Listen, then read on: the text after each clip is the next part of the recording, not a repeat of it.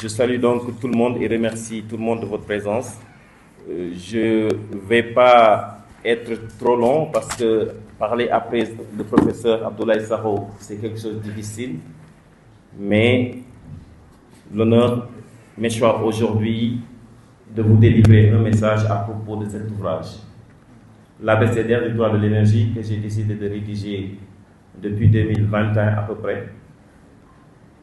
Mais tout est parti d'un constat.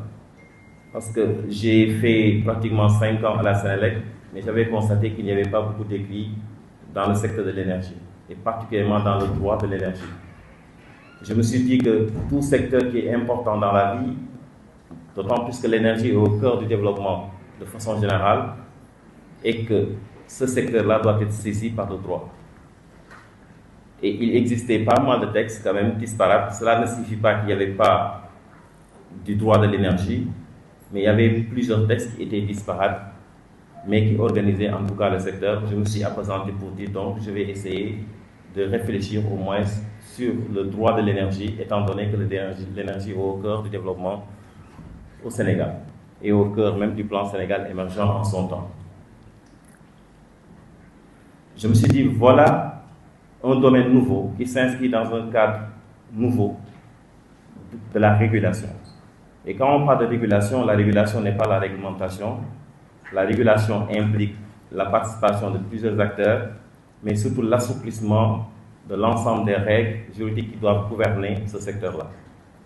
D'où cette approche-là qui nous a conduit à avoir des orientations de régulation, des orientations qui poussent le gouvernement à organiser souvent ce qu'on appelle des autorités de régulation pour capter, organiser le secteur. Aux Sénégalais, aux acteurs économiques de participer au développement économique du pays dans le secteur énergétique. Et sur cet aspect, je me suis dit que malgré l'existence de la loi sur le contenu local qui a mis en place un cadre légal et réglementaire qui permettent la participation des investisseurs sénégalais dans la chaîne de valeur pétrolière et gazière, il faut que l'État renforce cette participation des investisseurs sénégalais.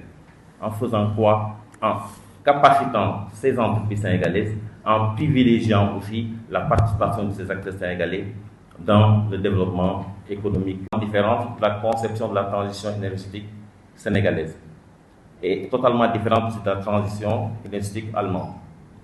Est-ce qu'on peut parler de la même façon dans un pays ou dans un continent où il y a 600 et quelques millions d'Africains qui n'ont pas accès à l'électricité, et on parle de transition énergétique de la même façon que dans un pays, par exemple, où tout le monde a accès à l'énergie, si je prends l'exemple de la France ou de l'Allemagne. Donc, je me suis interrogé à ce niveau pour dire que donc, il faudra réfléchir sur une autre conception de la transition énergétique au Sénégal pour pouvoir prendre en compte certains aspects qui sont liés au développement de notre secteur. Et tout est venu de la crise énergétique en France en 2020 en Europe de façon globale, où on avait constaté que le gaz qui était considéré comme une énergie non propre a été rendu propre parce qu'ils se sont rendus compte qu'ils avaient besoin du gaz. Ils ont même ouvert le central à charbon pour pouvoir quand même faire fonctionner leur industrie et faire fonctionner l'industrie électrique en Europe.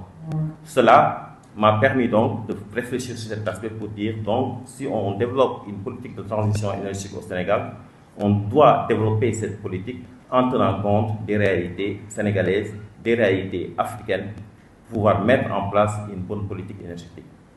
C'est dans cette même lancée qui m'a poussé à réfléchir pour dire qu'il faut qu'on développe aussi, dans le cadre du droit de l'énergie, ce qu'on appelle un patriotisme économique, dans le cadre surtout de la loi sur le contenu local au Sénégal, où on l'a mis en œuvre depuis 2020, pour permettre aux Sénégalais, aux acteurs économiques de participer au développement économique du pays dans le secteur énergétique.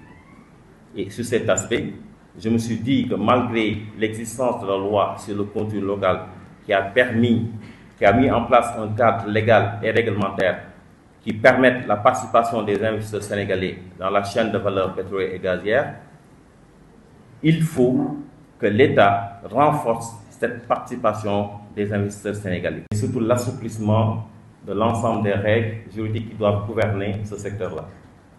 D'où cette approche-là qui nous a conduit à avoir des orientations de régulation, des orientations qui poussent le gouvernement à organiser souvent ce qu'on appelle des autorités de régulation pour capter, organiser le secteur. Le secteur de l'énergie, comme vous le savez, touche à plusieurs domaines. Il y a le domaine de l'électricité, il y a le domaine du pétrole, le domaine du gaz, la biomasse, les énergies renouvelables. Tous ces secteurs-là constituent chacun un droit particulier, un droit unique où on peut développer quand même pas mal d'aspects. Si on se résume par exemple juste au droit des énergies renouvelables, on peut dire que ce droit des énergies renouvelables constitue une matière du droit qu'on peut développer, qu'on peut réussir. Je me suis dit, je vais essayer tout simplement de susciter la curiosité intellectuelle des étudiants, des chercheurs, des praticiens, pour qu'on essaye ensemble, lorsque je pose les premiers jalons dans le cadre de cet abécédaire du droit de l'énergie, que les gens puissent saisir cette opportunité-là pour quand même marquer un pas, au moins un peu, par rapport au droit de l'énergie. J'ai de réserver une bonne partie de ces activités aux Sénégalais pour qu'ils puissent quand même développer ces activités-là. J'ai essayé aussi dans le cadre de cet ouvrage de passer en revue un ensemble de dispositions légales et réglementaires et surtout des clauses qui portent sur les contrats pétroliers, les contrats aussi de CRPP, les contrats d'achat d'électricité, pour dire tout simplement que l'État du Sénégal doit toujours accompagner aussi les investisseurs sénégalais dans le cadre de ces achats, de ces contrats d'achat d'électricité aussi. On ne peut pas admettre souvent que dans ces contrats-là, que ce sont souvent des étrangers qui viennent gagner ces contrats-là. On peut donner ces contrats à des entreprises privées sénégalaises qui peuvent développer aussi ces genres de contrats d'achat d'électricité, que ce soit des IPP, que ce soit aussi d'autres types de contrats que des investisseurs sénégalais peuvent développer. On a l'exemple aussi des contrats par exemple, dans le cadre de certaines politiques publiques qui sont élaborées par le Sénégal à travers le MCA ou bien le JETP, qui sont des